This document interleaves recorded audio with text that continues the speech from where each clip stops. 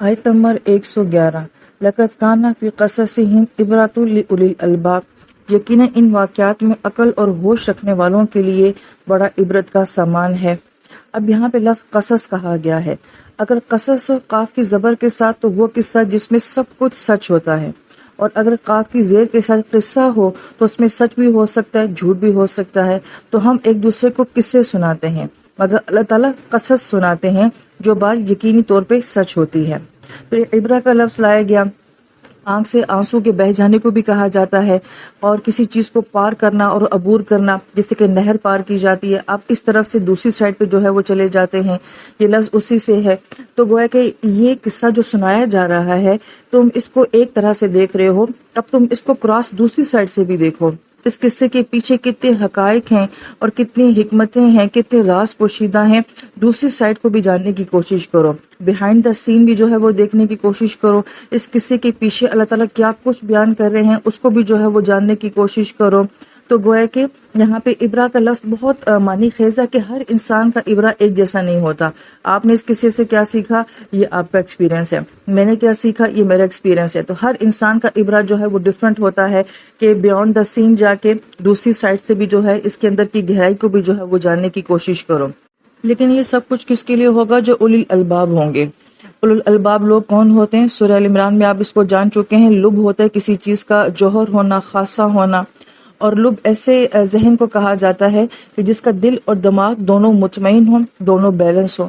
بعض اوقات ایسا ہوتا ہے کہ آپ کی سوچیں بہت اچھی ہوتی ہیں مگر آپ کے دل میں بہت کچھ نیگیٹو ہوتا ہے، ایسے جذبات ہوتے ہیں جو منفی ہوتے ہیں۔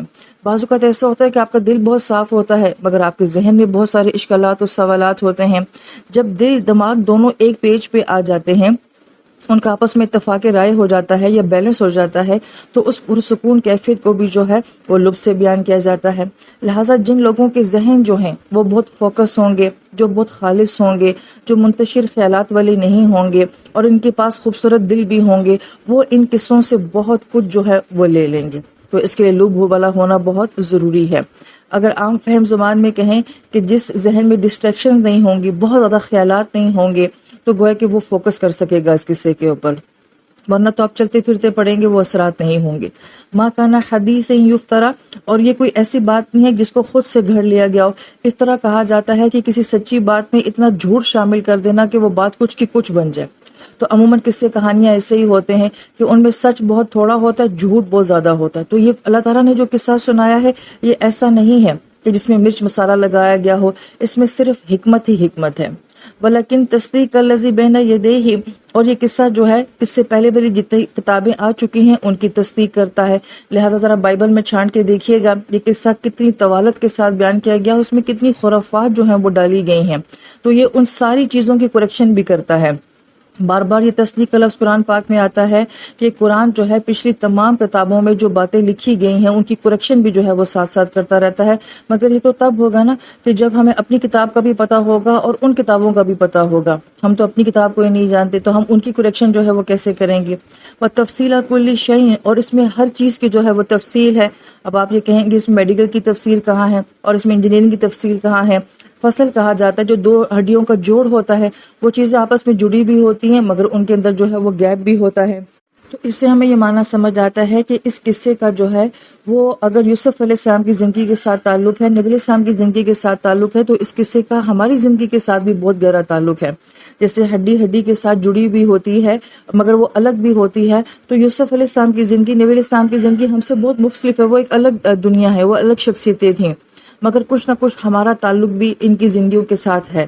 تو تفصیل کل شیء، اس میں تمہیں اپنی زندگی کے ساتھ ریلیونٹ بہت ساری چیزیں جو ہیں وہ ملیں گی۔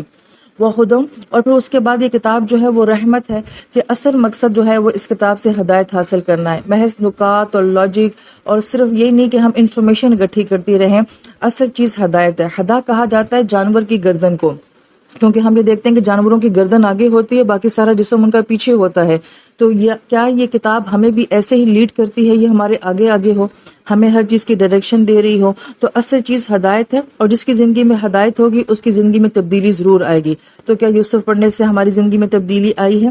کہ یہ ہمیں گائیڈ کر رہی ہے، وہ رحمہ، اور پھر یہ کتاب جو ہے وہ رحمت بھی ہے کہ اللہ تعالیٰ یہ ساری باتیں ہمیں کیوں سنا رہے ہیں؟ اس لیے کہ اللہ تعالیٰ ہم سے محبت کرتے ہیں، تو اس کا مطلب ہے جو محبت کرتا ہے وہ ہدایت بھی دیتا ہے۔ لِقَوْمٍ یُؤْمِنُونَ، اور یہ سب اس کے لیے ہے، وہ قوم جو کہ ایمان لانا چاہتی ہے۔ یہاں پہ قوم کی اضافہ جو یؤمنون کی طرف کی گئی ہے کہ ایسی قوم جو ابھی مکمل ہدایت پر نہیں ہے مگر ہدایت حاصل کرنا چاہتی ہے، ایمان کی گہرائی کو لینا چاہتی ہے۔ اور پوری سورہ یوسف کا اینڈ جو ہے وہ یؤمنون کے اوپر ہو رہا ہے، امن کے اوپر، اطمینان کے اوپر۔ تو گویا کہ یہ قرآن اور یہ قصہ جو ہے یہ ایمان والوں کے دلوں کو اطمینان دیتا ہے، سکون دیتا ہے۔ تو ایمان پہ جو ہے اس قصے کی تکمیل کی گئی ہے۔ اللہ تعالیٰ سے دعا ہے کہ اللہ تعالیٰ ہمیں اس قرآن کا فہم، اس کا عمل، اس کا اخلاص، اس کی دعوت اور اس کی قبولیت نصیب فرمائے۔